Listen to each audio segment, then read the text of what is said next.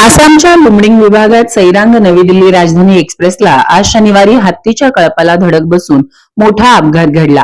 यात इंजिनसह ट्रेनचे 5 डबे रुळावरून घसरले।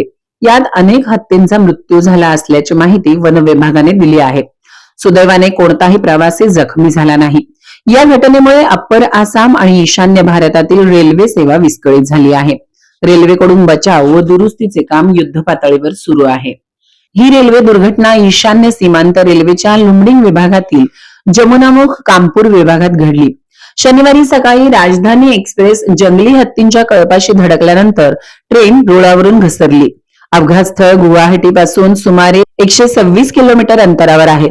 घटनेनंतर तात्काळ मदत गाड्या आणि रेल्वे अधिकारी घटनास्थळी दाखल झाले व बचाव अभियान सुरू करण्यात आले।